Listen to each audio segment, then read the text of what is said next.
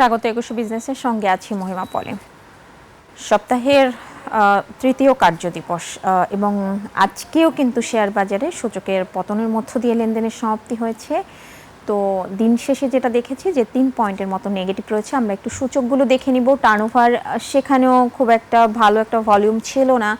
500 কোটি টাকার কিছুটা বেশি লেনদেনের মধ্য দিয়ে লেনদেনের সমাপ্তি হয়েছে এবং যে কটি প্রতিষ্ঠানের মধ্যে সে লেনদেন হয়েছে আমরা দিনের শুরুতে কিন্তু আমরা দেখেছি যে মোটামুটি সবগুলো সেক্টরে আজকে কিছুটা হলেও পজিটিভ ট্রেন্ড ছিল, শুধুমাত্র সিরামিক সেক্টরে। আমরা একটু সূচকের অবস্থানটা দেখে নিব এবং কয়টি প্রতিষ্ঠানের শেয়ারের দর বেড়েছে সেটাও দেখে নিব। যেটা বলছিলাম যে 3 পয়েন্টের মতো নেগেটিভ থেকে লেনদেনের সমাপ্তি হয়েছে। 5640 পয়েন্টে আজকে এই সূচকের অবস্থান রয়েছে এবং যে কটি প্রতিষ্ঠানের মধ্যে লেনদেন হয়েছে তাদের মধ্যে দর বেড়েছে 193টি, দেখছেন 136টি প্রতিষ্ঠানের শেয়ারের দর হারিয়েছে এবং অপরিবর্তিত প্রতিষ্ঠানের সংখ্যা 62টি। টার্নওভার সেই জায়গাতেও আমরা দেখেছি যে 500 কোটি টাকার কিছুটা বেশি লেনদেন হয়েছে। 506 কোটি 71 লাখ টাকা লেনদেনের মধ্য দিয়ে লেনদেনের সমাপ্তি হয়েছে আজকে ঢাকা স্টক এক্সচেঞ্জে। তো পুঁজিবাজার নিয়ে আরও বিস্তারিত জানতে এখন আমরা কথা বলবো পুঁজিবাজার বিশ্লেষক মাহমুদ হোসেন এফসি এর সঙ্গে। আপনাকে স্বাগত আমাদের আজকের অনুষ্ঠানে। ধন্যবাদ আপনাদেরকে আমাকে সংযুক্ত করার জন্য।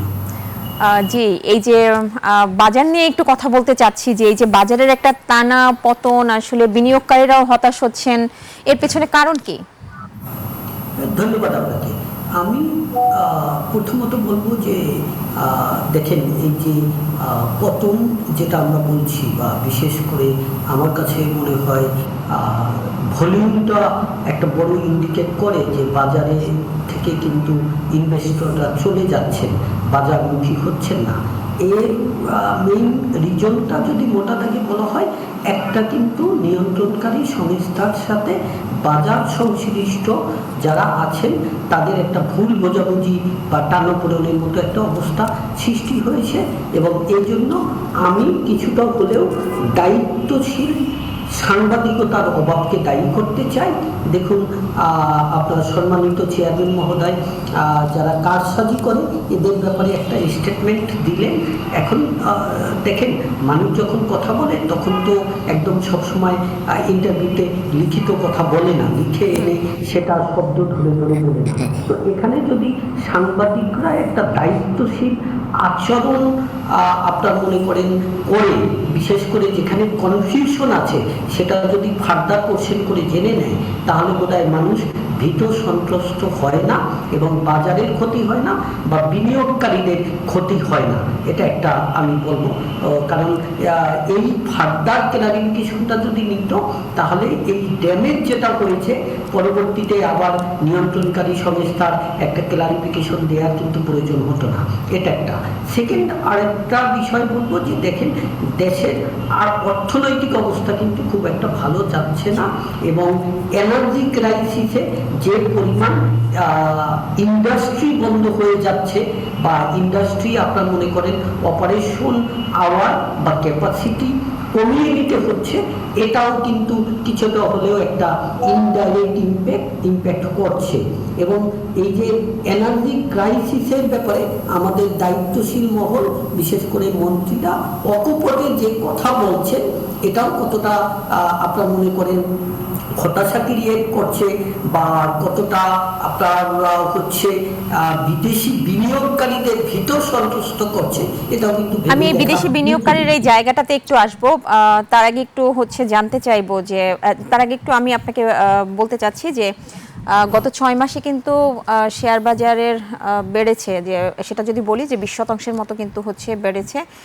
তো সেই জায়গা থেকে অনেকে কিন্তু বলছেন যে এটা আসলে বাজারের কারেকশন, বাজারের একটা যে স্বাভাবিক প্রক্রিয়া সেটাই অনেকে বলছেন। আপনি কি এটার সাথে একমত যে এই যে বাজারের এখন যে অবস্থা সেটা একটা স্বাভাবিক প্রক্রিয়া? না, দেখুন, এখানে দুটো ইস্যু। একটা হচ্ছে বাজারে শেয়ারের দাম বাড়বে কমবে, এটা স্বাভাবিক প্রক্রিয়া। বাট গত 6 মাসে যে 20% গেইন করেছে, এটা বাড়ছে বলে আমি বলবো না। That was the correction. আপনার বাজারটা এমন একটা বাজে অবস্থায় চলে গেছিল, খাদের মধ্যখানে গহ্বরে চলে গেছিল, সেখান থেকে কারেকশন হয়েছে। তো কারেকশন থেকে তো কারেকশন হতে পারে না। এখন যেটা আবার নিম্নমুখী হচ্ছে, এটাকে ঠিক কারেকশন বলা যাবে না। ইভেন গত 6 মাসে যে 20% বাড়ছে, এটাও যে বাজার স্বাভাবিক অবস্থায় আছে তা কিন্তু বলবো না। হ্যাঁ, আমি একদম ইন্ডিভিজুয়াল স্টক ধরে বলছি না, কারণ কিছু আপনার মনে করেন না বাড়ার মতো শেয়ার তাও কিন্তু বাড়ছে, সেটা অন্য কথা। বাট এজ এ হোল ওই 20% বাড়াটাকে মার্কেট কারেকশনই বলা উচিত। ওখান থেকে কমাটা মার্কেট কারেকশন হবে না, ওখান থেকে কমাটা আসলে আমি মার্কেটের প্রতি আস্থাহীনতার অভাবই বলবো, এবং আপনার হচ্ছে বিনিয়োগকারীরা এখান থেকে মুখ ফিরিয়ে নিচ্ছে তাই বলবো। জি, আরেকটা কথা যে আপনি যেটা বলছিলেন যে বিদেশি বিনিয়োগের বিষয়টি বলছিলেন, সেখানে এটার একটা বড় প্রভাব পড়ছে বাজারে।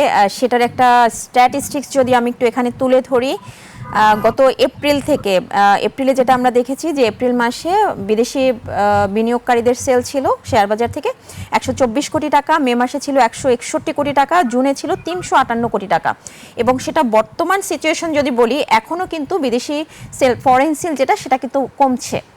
এবং গতকালকের রিপোর্ট অনুযায়ীও যদি বলি সেই জায়গাতেও কমছে, কিন্তু গ্র্যাজুয়ালি আমরা দেখতে পাচ্ছি যে এই যে ফরেন সেলটা কমছে, এর পেছনে কি কারণ থাকতে পারে?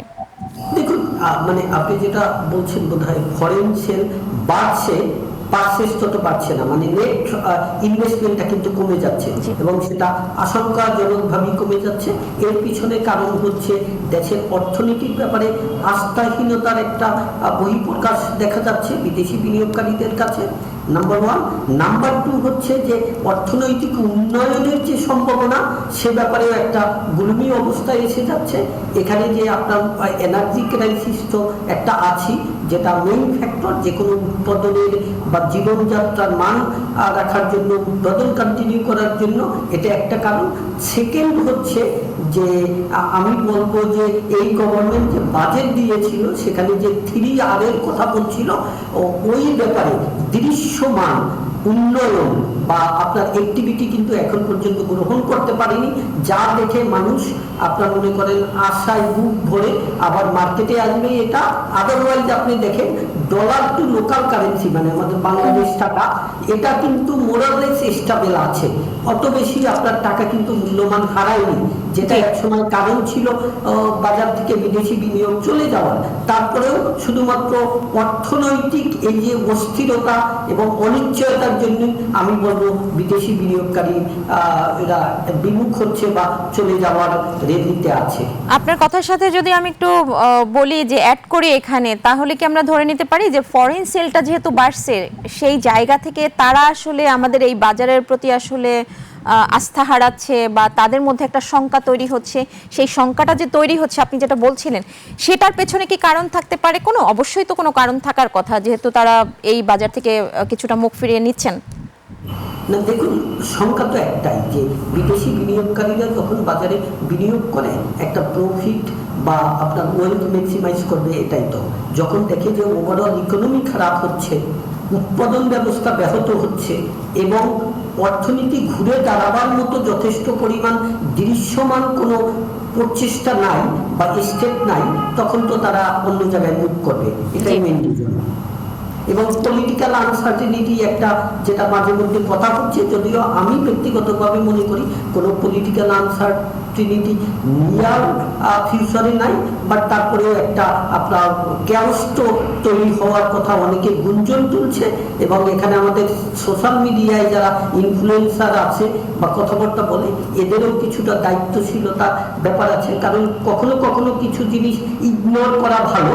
যেমন ওই আপনার শরৎচন্দ্র বলেছিল যে একটা অন্যায় কাজে, একটা অসত্য কাজে প্রতিবাদ করাও আর একটা অসত্যের জন্ম দেয়। তো কাজেই যে সম্ভাবনা নাই, ওটা নিয়ে বেশি কথা বলাও কিন্তু মানুষের মধ্যে একটা আপনার সম্ভাবনাহীনতার ব্যাপারে বা অনিশ্চয়তার ব্যাপারে অনেকটা ভ্যালু অ্যাড করে।